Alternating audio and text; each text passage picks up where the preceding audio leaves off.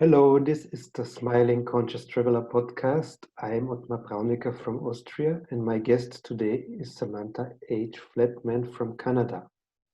Samantha is a social entrepreneur and founder of Hub for Change, an organization which supports aspiring changemakers to create personal freedom and global impact. Having struggled to fully empower herself and to create her own social enterprise for more than a decade, Samantha is passionate about connecting others with communities, mentorship, step-by-step skills training, and proven systems for realizing their own vision for change. Welcome, Samantha, to my show. Thank you so much for having me, Otmar, and a big hello, much love and gratitude for all that are listening. Thank you so much for joining me. The first question what I have for you is, you call yourself a social entrepreneur. What is actually a social entrepreneur? Absolutely, good question. Most people have probably heard of an entrepreneur.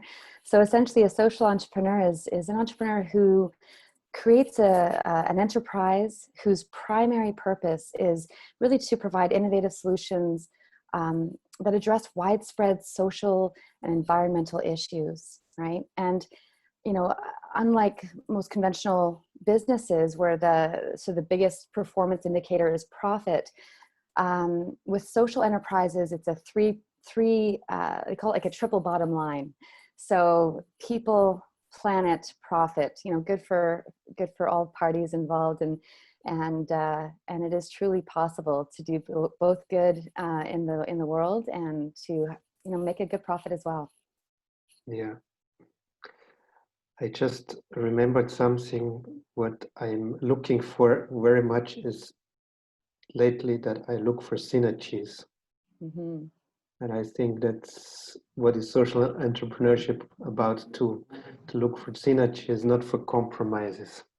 Absolutely. We can truly have it all in one organic sort of organism, right? We don't have to, doesn't have to be one or the other. And I used to believe that, actually. I used to think, oh, I can either, you know, create positive change in the world. And at a certain point in my life, I thought the only way to do that was through a nonprofit or something to that effect. And I did actually work, you know, and pursue a career in that sector. And what I found was that it was incredibly underfunded and really quite challenging to make an income that would sustain, you know, even a basic lifestyle, you know. And so, it was an incredible moment when I did discover that we could do both. We could live you know, prosperous lifestyle and still create a lot of incredible positive change at the same time. So how did you actually learn about social entrepreneurship? How did you find out about it? I will never forget. Truly, you know, this goes way back. I was in university. I was pursuing a Bachelor of Commerce, and you know, really didn't have much of a sense of what I wanted to do with that degree, you know. But I was given the opportunity to go to university by my parents, and I thought, oh, it's, you know, in the process of elimination, what am I good at? What have I sort of enjoyed? I used to love home-based businesses as a kid, you know, classic yard sales, lemonade stands, babysitting clubs, that sort of thing. So I knew I had an interest in business. But to be truthful, it was really just like the most practical degree I could think of, because I didn't know what I wanted to, you know, quote, be when I grew up. And I went to university, and like I said, pursued that degree. And it was, I think in my third year, I was still really without much direction. I'd been learning about all these different types of companies and all these different roles that I could possibly play in business. And I truly had no desire. You know, I didn't align with any of it. And I just starting to, you know, doubt whether I'd made the right decision. And I remember this one course, it was called The Social Context of Business. Now, this was probably, over 15 years ago. I might be forgetting a few years. But at that time, it was the only course in the entire 4-year curriculum that was an option for me. It was very, I guess at that time, it was much it was more of a, I don't know how to say it. It just wasn't as mainstream as it is today. And I'm glad to see the change. But that course really opened my eyes to the possibilities that showed me that it was truly possible. Like, I hadn't realized that how much impact we could have using socially conscious business models, right? To create real sustainable change in the world. Yeah, that really did, that was that course that helped me to gain that clarity. And I thought, I was determined from that point forward to do whatever it took to create my own social enterprise. And yeah, that's exactly what I didn't end up working for going the traditional route at all. I ended up sort of apprenticing with different entrepreneurs and getting some real world experience. Because even with a degree from one of the top universities in Canada, you know, I remember leaving that program and truly not knowing how to go about starting a business. And I focused on, I majored in entrepreneurship and marketing, you know, so there's just something to be said for, you know, real world experience and learning from those who have gone before you, so to speak. Yeah. One thing interests me much. You said sustainable. Sorry, it doesn't come to my mind now. Sustainable social change. Sustainable social change. Yeah. Thank you for helping me. How does this fit together with business, actually? Because we are so conditioned that this can't fit together. So right. Well, the way I see it is that, as I mentioned, you know, I thought one of the even today, you know, we often leave topics like, you know, environmental change or the sustainability and in different ways and addressing social issues. We leave that often to nonprofits or governments to address. And the reason I feel it's so sustainable is because, you know, we're able to address issues while you know, creating a profit. And so that in itself is sustaining that direction, that change. And you know, whereas the nonprofits, often it's constantly relying on new donations. Much of the time, a lot of the donation is going toward admin versus, you know, impact on the ground type of thing. So yeah, I really see this as this holistic sort of model of really perpetuating the direction of the change that we desire, that we prefer, right? Yeah, that is actually the core. What I always wanted to have a business, actually, which is really sustainable, because when we look at the classic capitalism, it's like always the profit in front, and I said that is not something what I feel to do. When I want to do business, I want to do something good also for the people, for the environment, for everyone involved. Absolutely. For me, the profit was never on the first place. And how often do we sacrifice other areas like the livelihoods of employees, or, you know, or the planet to make a profit when it's absolutely not necessary. Yeah. So I think it's almost self-explanatory what you just said, but I still ask this question: why would you recommend social entrepreneurship?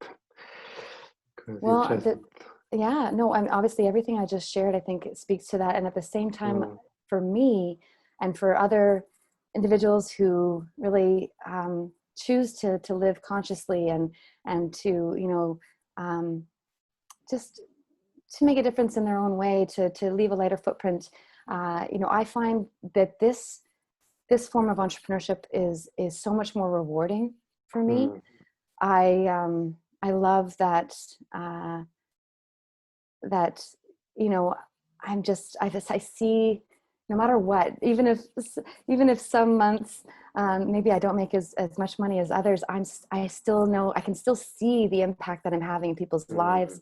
You know, there's so many ways in which we can have an impact. And social entrepreneurship for me, I find so much more inspiring. I'm more inspired to do the things, do what it takes to to create the results, Yeah. because I know that the impact, both short-term and long-term, is so fulfilling for me. So, it depends on the person. I personally cannot, I've never been able to just sell something for the sake of selling something. I can't just sell anything. I really need to believe in what it is, the solutions that I'm providing. And so for me, it's the only way. Some people are probably don't share that same perspective, but yeah, it's a great alternative for those that have thought, It resonates very much yeah, with me. yeah, I yeah. mean, I got really excited when I read that you're a social entrepreneur, and I said to myself, this is the way to go. Thank you for showing up in my life and doing this interview with me, because this is really what I want to see on this planet, that everyone is somehow treating the planet and the people around them like, yeah, Yeah, it that can that's be a that win-win. important. Yeah. Yeah, absolutely. Well, thank you for sharing that. That lights me up. Yeah. So, um, hmm, I'm just looking at the question, and I think you explained it already. Why do you think social entrepreneurship is the best vehicle for sustainable change? Yeah, I think I did cover that fairly well already. Hmm. Um, I think just really just looking at models that are self-sustaining, right? And that's Yeah. where being able to provide a solution that is, in my case, I provide solutions that I've provided a couple of different solutions, but one of which is saving people money while enhancing their health. You know, it's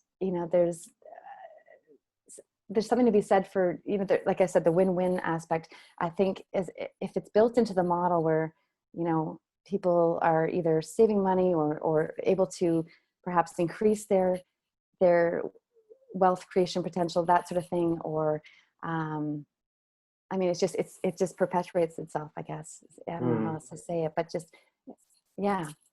Yeah, I don't know how else I can no, describe it, but it's I think that, perfectly fine.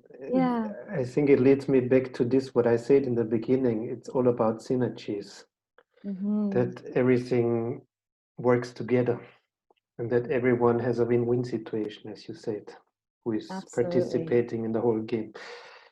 And ultimately too, in most often in these types of enterprises, these are solutions that there's a large need for, right? So Mm, it's not this niche where there's a small market for it, and at some point, the business isn't profitable because they've run out of people. Like the areas that I certainly focus on, and many social entrepreneurs focus on, there's an incredible need for it, and mm. so it's sustaining in that way as well. Yeah. Yeah, I'm learning a lot today because I want to go a similar direction. Excellent. Excellent. um, yeah, I just said it in the introduction. You're the founder of Hub for Change. And how did you actually get the idea to create this organization? Hmm. Yes. Well, basically, after university, I started to look for my own, I started to create my own social enterprise, and I've honestly lost count of how many business plans I started and stopped. Mm, I really didn't know exactly how to go about it. Like I said, there was one course in university. There wasn't a whole lot to go on. I had, yeah, I didn't have any real life experience with that. And I struggled quite a bit to get my own enterprise off the ground. mm, And I guess, in a lot of cases, for me at least, I think I was looking to uh, create something brand new, something that, and basically all of the ideas that I had required an incredible amount of know-how that I didn't have, whether it be in the sciences, technology, right? And for a global sort of change, it requires global infrastructure, mm, just incredible amount of capital and overhead that I certainly didn't have coming out of university. And so, but I still tried, right? I tried lots of different things, and got to varying stages. I tried to create an apartment or a composting technology for apartment dwellers, because at that time there was no servicing for green bin service for apartment dwellers, things like that. But when you get into prototypes and you get into manufacturing and distribution, I mean, it's there's a lot of pieces to most types of businesses, right?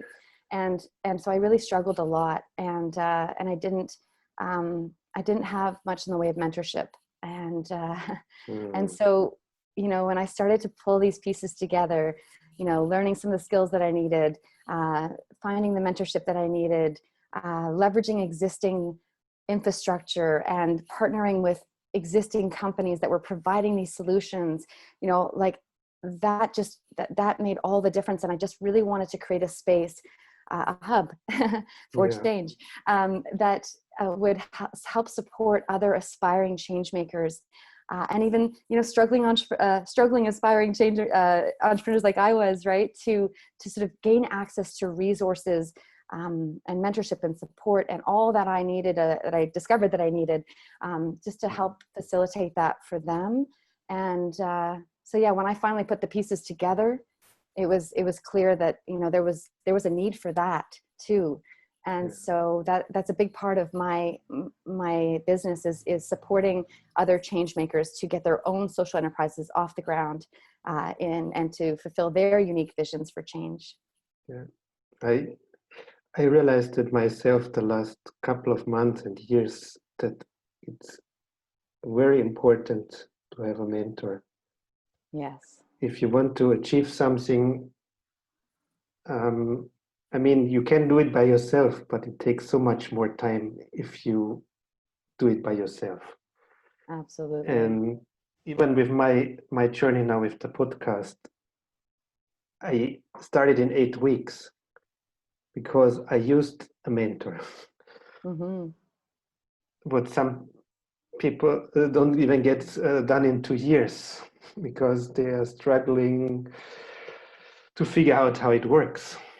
Yeah. And exactly, I feel it's the same way what you just described. I mean, it doesn't matter which area it is. It is really crucial to have a mentor to get started faster. Yeah, no, absolutely. I mean, these days we can learn a lot through just on the internet, right? We can go to YouTube, we can go to Google, we can figure things out. It takes a lot longer, and it's tough to and to piece it all together, right? Because there's certain things that are really critical to do in the beginning stages, and then it as you develop. I mean, there's a lot of different aspects to any business, and so as much as we can learn it all ourselves, we definitely cut that learning curve significantly when we lean on mentorship, when we lean on people who have been in similar industries or the exact same industry, and have the results that we're looking for. I mean, that is a game changer. That made all the difference, not just in terms of developing the skills, but also, there's a huge component that's inner work, right? And there are going to be, no matter, I mean, truly for everyone, there's going to be times when we're facing obstacles, personal obstacles, right? Largely, in our belief of ourselves, or,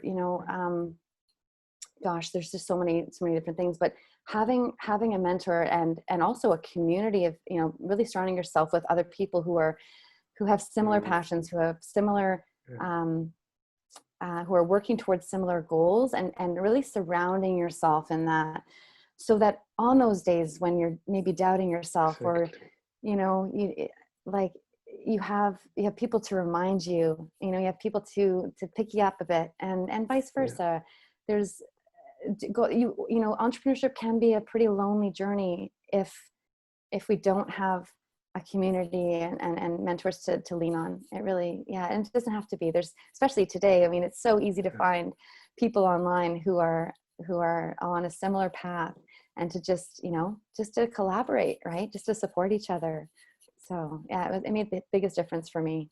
And I don't think that I would have persisted and gotten to the place that I am in my business if I hadn't found mentors and community to be on this journey with.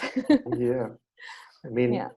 I experienced it too, especially, yeah, the last 8 weeks, as I said with my podcast. Without this community, I wouldn't have done this. Yeah. It was really, it was a little bit also like a competition. Who puts more podcasts out? And A little healthy competition never hurt anyone. I mean, actually, I was tired of this competition thing, but somehow it helped me to get into the gears and to do it. Yeah. I found And masterminds very helpful too, really just like having, setting and working with, it could be one person, could be, I mean, two or more. At a smaller masterminds can be great. I'm actually in a larger 90-day mastermind that's just coming to an end with a few hundred people. But there's something about, just being able to bounce ideas off each other, share your wins, share your struggles. Just working in a group of some kind, a mastermind. They make a big difference as well. Mm-hmm. that I mean, where is, explain me a little bit what you mean by mastermind, because I'm not so familiar with this. Yeah, well, it's the expression. concept. Basically, two or more minds coming together, and I, I bring ideas, you bring ideas. Together, we come up with even a better idea, right? There's also an aspect of accountability within that, right? We set intentions for the mastermind itself. We set intentions, goals, if you like, for each week, right? And it helps to kind of keep each other on track and make progress.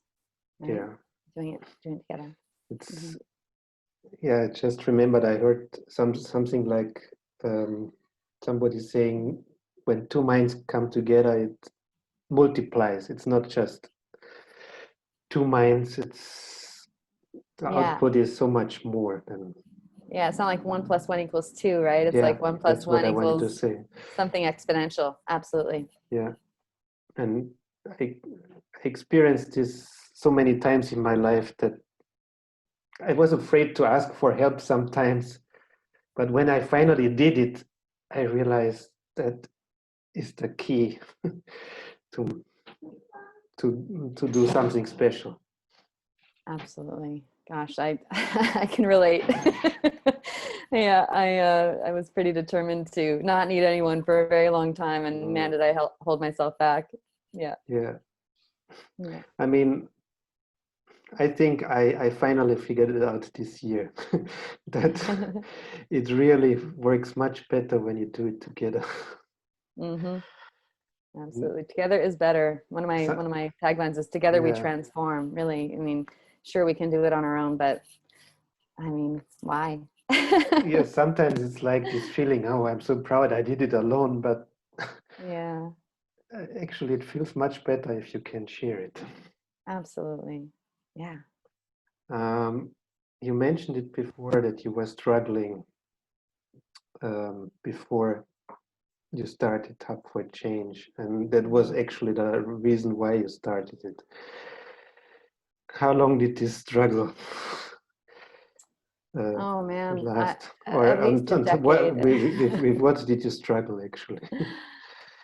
I struggled with a lot of things. I struggled not just with the how to go about, like where to begin, what's required, how do I get coming up with an idea to begin with, how do I make that happen, how do I get the resources, how do I, even just putting together a business plan these days can be quite challenging to get financing, that sort of thing. There's so many components. Plan. Now when I hear this word already, I'm still not very good at putting together business plans, but that's okay. I don't have good memories when I think about business plans. Oh, I know. Yeah, and quite frankly, the biggest piece is that inner peace of really coming to believe in oneself and yeah, and undoing a lot of the conditioning and that we've all experienced, right? Yeah. I that was a big struggle, just persisting and personally growing to a place where I could receive this kind of these kinds of results in my life. It's a process, and yeah, I struggled a lot. And then it didn't help that as I was in not so it didn't happen quickly for me, right? I struggled for over a decade, and I had to lean on jobs that didn't fulfill me, that didn't inspire me. And there were many times where I put my dreams on the back burner, and and got caught up in the jobs. There was a point in time where I was working 60, 70 hours a week in corporate Canada, in a management position that just did nothing for me other than pay my bills, I guess. But I sacrificed so much at that time, mostly just living out of integrity with what I truly wanted to do with my life. And I ended up like working way too much, and I was just burnt out, stressed out, riddled with anxiety, and really escaping into substances and just TV, whatever, just escaping my reality any chance I got. And that cumulative effect of that is really eats away at one's soul. I certainly experienced that, and I got to a point where I just felt so out of control, so powerless, so stuck in my situation, in my circumstances. And that was really a key turning point for me. And I'll never forget the day that I just really fully surrendered. And at that time I didn't really like have a firm belief in a higher power, but when you're desperate, I remember sitting in my bed going, just help me, hands up, like I need help. Like, how do I get myself out of the situation? Right. I'm just like, I feel like I'm just, not going anywhere. Gosh, thankfully the next day I was actually let go from my job without cause. And that really was such a blessing in disguise, right? Sure, the ego got bruised a little bit at first, and went into victim mode, like, oh my God, I worked so hard, blah, blah, blah. But not being appreciated and all that stuff. But oh man, was that a blessing in disguise, because it really did create that space for me to step back, take some personal inventory, get back to what it is that I truly want to create. And I took some time for myself. I cleaned up my lifestyle, got healthier, and just opened up my eyes and ears to opportunities that were more aligned with where I really truly wanted to go. And it's amazing once you have even just an inkling of your vision, and you keep that close to your heart, and even if the pieces aren't all together, like even if you just have an inkling of that clarity, it's amazing how people come into your life, opportunities just like cross your path. And of course you still have the choice whether to seize that opportunity or not. But it was incredible, going to different workshops and things, and oh man, just it all started to come together as soon as I just committed to myself, to be true to myself, to look after myself, and to allow myself the opportunity to do it, no matter how long it takes, just to commit to making it happen one way or the other. Let me be honest. I just feel like that I'm just in this situation what you just described. Really? And that I'm transitioning to the new life. That is actually a part of the reason why I started this podcast. Because it was actually, I was sitting at home like a lot of us, and waiting that something happens. But then I said, why am I waiting? I can do something now. And then came Brian Rose and David Icke with this legendary interview. And I remembered, oh, there's a course, broadcast yourself, do a podcast. Amazing. And I'm still in this what you call, yeah, I would call Transition. it, yeah, but I'm still in this treadmill of my 9 to 5 job. Mm-hmm. Though I would say it's still the best 9 to 5 job what I could have. It could be worse, but it's not fulfilling me. That's the point. Mm-hmm. It's it's just more than that. It's not only not fulfilling me, it's even far, far away from being a social entrepreneur. It's actually the opposite how I feel. It's Yeah. like destroying people, destroying talents. That's what is going on in my company where I Mm. work. And I'm thinking all the time, what holds me back of just doing this final step? Yeah. Well, you know, I'm a huge advocate of leveraging jobs as a means to an end, right? Mm, that's what I'm doing. Yeah. I'm not one that hates jobs. I think, hey, for those that have a job and they truly love it and it fills them up and it's, you know, it's Mm, like good for you. You know, yeah. I'm not, it's not that all jobs are the same. I personally, you know, I just really felt, I've always, I don't know, felt that I wanted to lead something of my own. And so for me, entrepreneurship is very much what I prefer. But yeah, I Mm, certainly have leaned on jobs to as a means to an end to create the capital that I needed to invest in myself and to invest in my business, right? mm, And there's nothing wrong with starting something on the side. And a lot of entrepreneurs do that, right? We have we just have to be really good with our time. We have to, you know, just be mm. disciplined so that we can, you know, fulfill our requirements at our job and still create some space to pursue our, you know, passions, right? Yeah. I mean, as I was honest before, I tell you something else. It's if I would be alone, maybe I would have done it faster, this transition. Mm. But somehow it's, as you said, yeah, for me, this is a blessing in disguise that I have a family Mm-hmm. who is holding me back. Um, which means I have the responsibility to take care of my family, of my kids. And that's why I can't quit my job right away. Yeah, and And maybe it's not necessary. somehow I think it helps me to make the transition a little bit smoother. Yeah. Because I made this in the past already, and it was a very, very bumpy road to Yeah. just flip the switch and say, okay, I'm done with the job. And I go to a new, I just create my business now. And Yeah. what if it doesn't work out as I planned it? What happened actually? Yeah. Well, there's Then you certainly have to always an start all element. over again. Mm, certainly an And element of risk, you know, yeah, but in any business, but I mean, yeah. you can do it this or that way, it's your choice. But for me, I think it's the best way how I'm doing it now that I'm transitioning a little bit slower, Yeah. that I'm And just for doing it beside.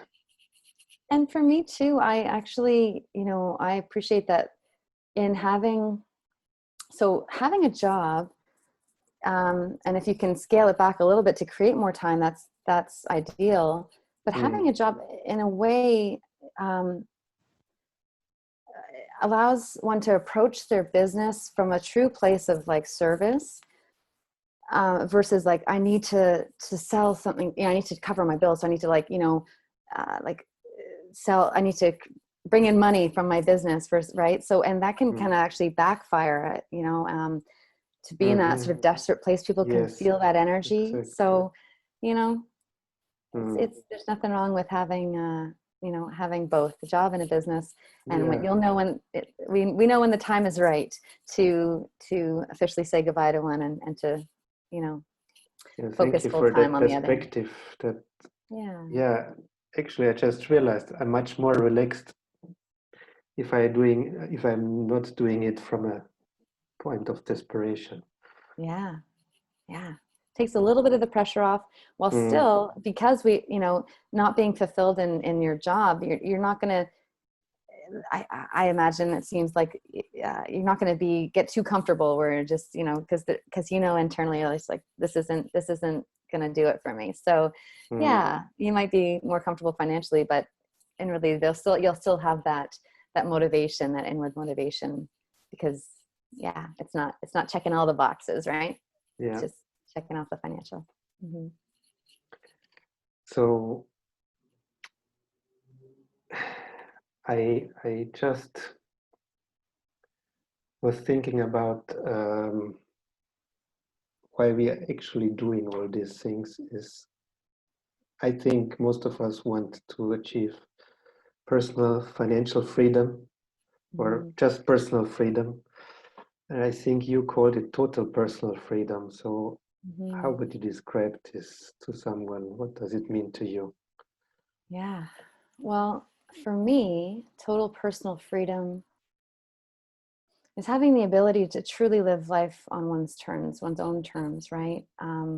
The ability to, have the money to do the things that you want to enjoy, to have the time to enjoy your life, to have the health to enjoy, your time. And I think, there's so many different components to it. Total personal freedom can really just be like taking total responsibility for one's experience as well. And really, because I gosh, for so many years, I gave my power away, and, unconsciously just adopted the victim sort of mentality of, life happening to me.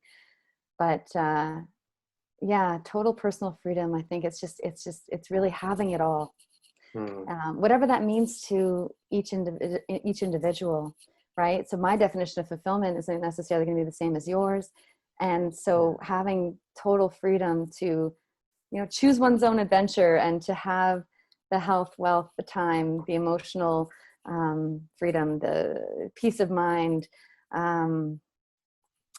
Just to live one's best life. Yeah. So I like to think that I help people to create that for themselves, right? And by connecting them with resources that support them, both in terms of like tools and systems and infrastructure, and but also mentorship and communities to help with the inward journey as well. And but ultimately, for me, it's about freedom, and impact, right? And who doesn't want to have more freedom, right? When you talk about financial freedom, I mean, these days, how many people are looking to just be financially secure, right? That's the first step. Having the ability to really, in a sense, look after, to not be dependent on a job, someone, an outside job to support us. Like, just that freedom, that's freedom right there, right? Especially these days. I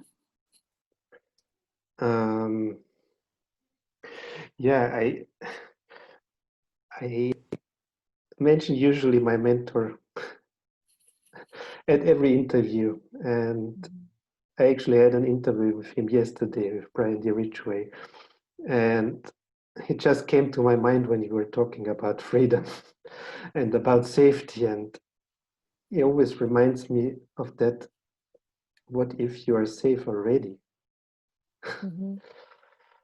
Yeah. And even I remembered something now. Let me shortly talk about it. It was something I visioned. What if the next months get really crazy? Like the economy will collapse totally, everything might break down. And it's not something like an apocalypse like what I want to paint now. It's just something what is totally possible if you consider what is going on in the economy now. And then I said, okay, but actually everything is fine. I even had a plan already that my father has a house here in Austria. We lived there actually before I moved here to this place where I live now in Salzburg in Austria. And we moved back to my father's house. We grow our potatoes there. and we live in bliss, and everything is great. I mean, Mm-hmm. not everyone obviously has a house to stay there, but I said, why not use it if it's there? Mm-hmm. Yeah. So that gives me somehow a little bit of feeling also, yeah, I'm safe. But as Brian says all the time, you're safe anyway. Mm-hmm. Even Absolutely. even if I don't have this house, even if I don't grow potatoes there. Why I'm talking about growing potatoes is because it went really crazy in this month of lockdown here in Austria. Like even it seemed as if the traffic route, the transit routes of the transport routes in Europe might break down, and that there might be nothing in the supermarkets anymore. And Yeah. yeah, Well, I think that, often people get hung up on not having resources to do what they want to do. And you know, I was caught up in my own stories too, right? About not having the money or the time or the skills or whatever, but everything is possible. And I think it's about more than ever just being, um, more than anything, being resourceful, not having mm, necessarily all the perfect resources and circumstances to, like, right now, but being resourceful. And yeah, I too have as part of my vision is to really have a beautiful piece of land and to, you know, get back to the earth a bit and grow my own food and also, have some of the lovely luxuries as well. But yeah, and to be able to really have the time to and the money to support more grassroots initiatives, like being able to travel and immerse myself in different cultures and really, mm, support local communities around the world, with clean water initiatives and, alternative energies and that sort of thing. So yeah, it's I think I have already a topic for another interview. oh, You just, this is something what interests me too. great. I Um, love it. but I want to ask you something else. You mentioned before health several times and Yeah. inner work. Yeah. I'm very interested. What are you doing to take care of your health, and what do you mean by Yeah. inner work? um well, health wise, I very much focus on, I mean, it's at the end of the day, it's always back to basics, really. I mean, Mm. well, actually, maybe this isn't so basic for people. We often I didn't really focus in this area before. I'd say the last couple of years is when I started, thanks to Brian D. Ridgway, who I too share as a mentor. He's incredible. But when you look at Maslow's hierarchy, you look at air, right? So consciously breathing, not obviously we can all breathe on a surface level. Our bodies will magically keep us alive. However, really truly breathing in a way that's optimal for our health, that's a whole other thing. So just certainly placing more focus and attention toward conscious breathing, optimal hydration. That's one of the companies that I've partnered with, focuses on a technology that helps us restructure our water in such a way that creates a really antioxidizing, alkalizing, detoxifying, super hydrating water, right? Mm. That makes a huge difference in our overall health, as we are predominantly water, of course, fix Yeah. every single system in our body. So that's a major focus of mine. I drink, I aim to drink about a gallon of water a day, of electrolyzed reduced water a day. Mm. You can look up electrolyzed reduced water to learn more about that. It's a very unique form of water that does exist in nature, but is very rare. So this Mm. technology brings that into the home. Okay. Then nutrition. I'll admit nutrition is my weak point. I haven't up until now. I haven't been as consistent with my nutrition. I definitely have a sweet tooth, but it's and then regular exercise. I'm pretty good at that. I love going, getting, like, what do you call it? Like circuit training, like high intensity workouts. I love hiking. I love just going for nice walks. I live in beautiful Vancouver, Canada. There's no shortage of trails and beautiful outdoor Wow. environments to enjoy. But yeah, it's pretty simple. No gimmicks, just the basics. But prioritizing that, right? Prioritizing my health, because without our health, we're, what's the point with, of having all this money and not being able to really enjoy our lives, right? Staying youthful is definitely key for me and lots of people. And inward, the inner work, that is also, I mean, that's I think it's important for everyone, to each their own, but certainly as an entrepreneur, for those that are, actively pursuing entrepreneurship, or they aspire to, that is 80% of the puzzle. And I made the mistake of really prioritizing marketing strategy and this and that and like technical stuff. And at the end of the day, I became a really good marketer and really horrible at receiving what was possible for me, because I had, self-worth issues and just deservability is a huge thing. So that is the magic word, massive deservability. Massive shout out to Brian D. Ridgway, who has been absolutely instrumental in my own shifts, inward shifts, and it really has been has had such a profound influence within my own business. So thank you to Brian D. Ridgway. Yeah, I think that is another community, and I am actually part of it, and you're part of it, and he inspired me. I mean, he inspired me, not that he directly gave me the idea to make a podcast, but the way how I created the podcast was for sure inspired through him. Amazing. And yeah, anyone who wants to meet him, I recommend you to watch the interview from yesterday, and then you can get to know him better. Yeah, that was such a great interview. Thank you. I listened to that too. I'm now in bliss about what you said, and somehow I lost the thread. What I wanted to ask. But yeah, so part of what I do is connect people to communities that are supportive, and Brian's community is one of them. My own entrepreneurial community is another, so that people can truly have the support they need to transform in the ways that they desire. Right?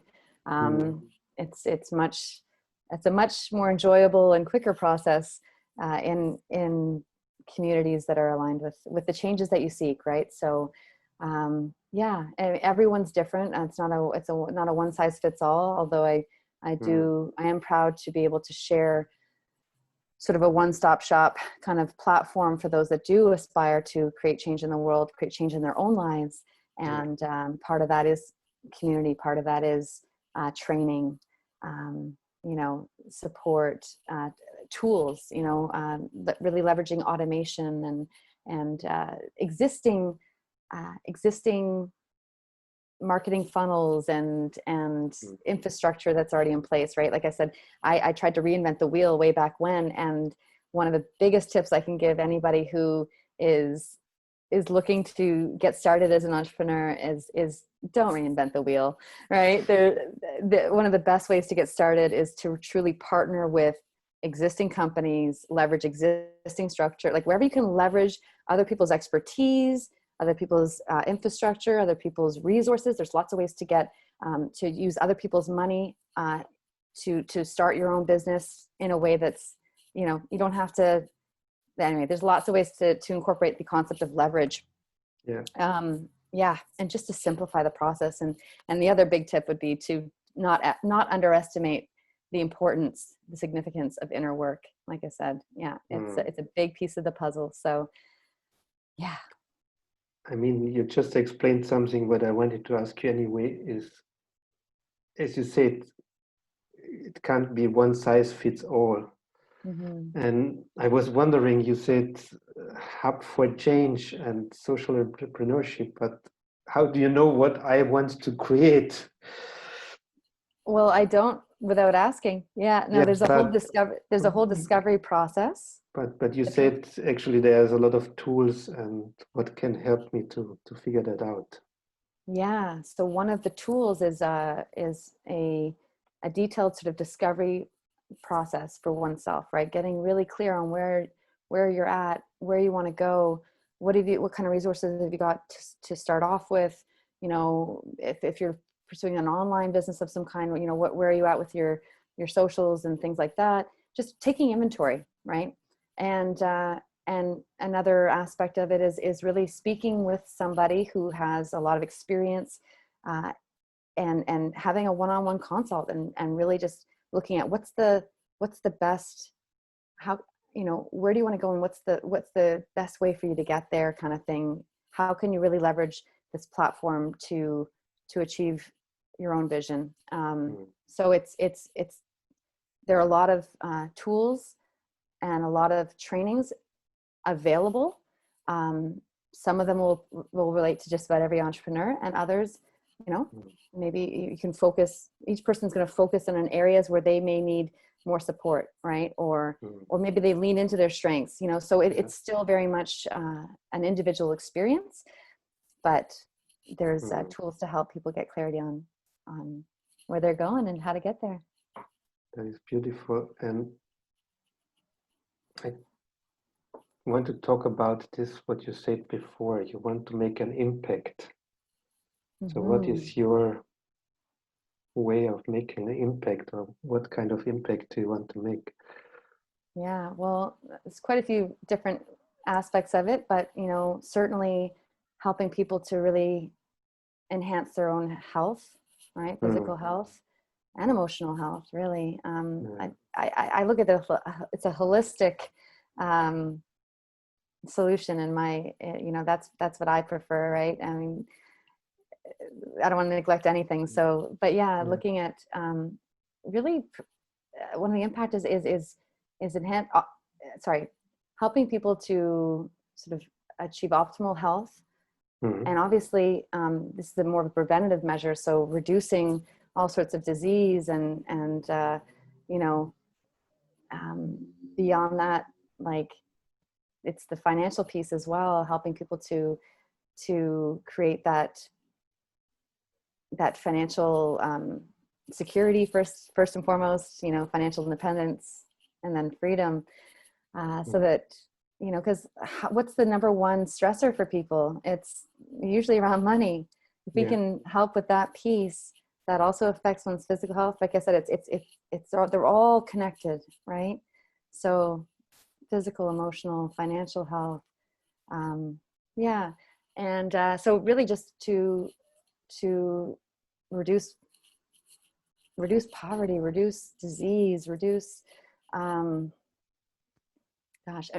forming a big piece for me is also creating communities, right? Really getting back to community. I feel like as much as we're more connected now than ever with social media and all this stuff, and technology, but I don't know, just having more connection, like true, genuine connection and community, right? So, and that can be done online as well, no question. But I really am interested in long-term building more sustainable communities. I'm really interested in and committed to sort of, as I grow my own organization and I have more investors coming on who believe, you know, who share a similar vision, together, us pooling our resources and really, you know, taking on some philanthropic initiatives to bring, you know, this technology or bring other resources to communities that, you know, are less able to pay for some of these investments for themselves. So yeah, I'm sort of developing a network of ChangeMakers and with the ability to invest time and money into creating even more change in all parts of the world, not just in the richer countries, kind of thing. Sounds really beautiful. And there's one aspect what I think is important when you say community. It's more like about collaboration than about what we have very often in business is we talk about competition, but I don't like this aspect of competition. I think that we should collaborate more.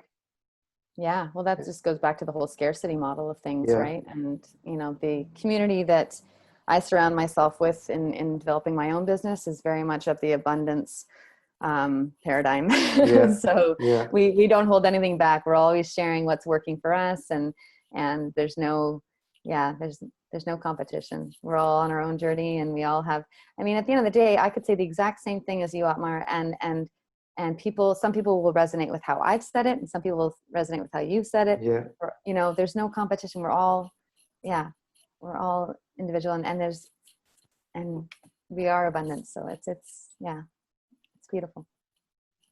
Actually, yeah, there's one question what is still open for me is, if I say I want to become now a social entrepreneur, is there anything what you can offer me that I say I'm not ready to jump fully into it, but I want to experience it?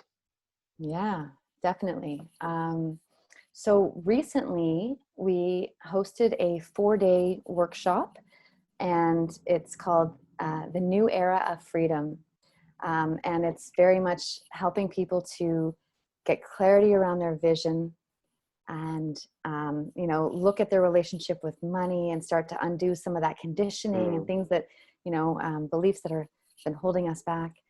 It's looking at how the significance of the ability to create a legacy, and the significance of that, you know, beyond. So, you know, what a lot of us want is to not just live our best life, but to have our impact sort of carry on, right? To be sustainable. And so looking at legacy and how that can be incorporated. And on the 4th day, we talk about high profit, high impact strategies, and how to, you know, some of the ways in which one can get started in their own, like toward their own vision. So it's a very practical workshop, and it is over. However, the recordings are still available, and it's absolutely no cost to anybody who's interested. The link, I'm sure we can put in the notes at the bottom, but it's joinworkshop.hubforchange, the number 4.com. joinworkshop.hubforchange.com. So yeah, I will put it in the description of the video. And thank you. Yeah. And the workshop is really hosted by people who have generated multiple 6 and 7 figures within their own social enterprises. So this is basically free mentorship, practical exercises, and a real plan for those who feel aligned with everything and would like to take it further and actually get into more action and launch their own business. It's a real comprehensive workshop for anybody who is just looking to get more exposure to this industry, this world. Mm-hmm. Yeah. Wow. So much. I'm so grateful that I invited you today. It's really a blessing. First of all, it aligns so much with what I'm doing now and what I wish to do. And second, I really learned a lot today from you. Thank you so much, Otmar. I really appreciate you having me on your show. Just want to ask you one last advice to someone who wants to start their journey. One last piece of advice? As a social entrepreneur, yeah. One last piece of advice. I would say that there is never a perfect time. Oh, every moment is a perfect moment. However, like, you know, I think I see so many people waiting until they feel like they're perfectly ready, and they've got the circumstances are just ideal, and, you know, and they have no doubts left, and they know exactly how every step of the process is going to be. And, you know, this is coming from somebody who had analysis paralysis for years. You know, I was just like, I thought I needed to know everything in advance of taking the first step. So what I would say is that if anybody is feeling, you know, called to at least explore this further, do not wait till tomorrow, you know, to really take advantage of opportunities that are being presented, whether that's on this show or elsewhere around you. And yeah, because we don't need to see the whole path to take the first step, truly. and one can never see the whole path. It's like Of that is course just a not. recipe for not going anywhere, right? So it's really about using what you've got, you know, doing what you can, and you know, and the rest. I promise you from personal experience, the pieces will come together. As you take a step forward, you can see a little bit further down the path. Then you take another step forward, you see further down the path, and all will become, you know, will become clear. But we don't gain clarity by taking zero action, right? Like, you know, people say, oh, I don't know what I want, I don't have a vision. Well, just start. Okay, just start kind of taking note of that, and just start somewhere. We all have to start somewhere. And the more we take action, the more we start to focus our energy in the, you know, even that vague direction we want to go, the more is revealed, and the more we become clear, and yeah, so that's what I would say. Yeah. Do it now. Do it now. Just start and figure it out on the way. Yeah, we all have to. There's no bypassing that. We're always going to be learning and growing, and you know, as an entrepreneur, you know, I think it's important to actually have that, to have a passion for learning, because we're constantly upgrading ourselves and our skills, and yeah. Exactly. Yeah. So thank you for everything. Thank you for joining me today. And thank you so much. Yeah, it's been an absolute pleasure. Yeah, same here. And yeah, I'm looking forward to see you on another show, because I feel that there's so much more what we can share to the world. Beautiful. Beautiful. I welcome that. Thank you. All right. Thank you so much. Have a great day. You too. Have a beautiful day, everyone. Bye-bye. Bye-bye.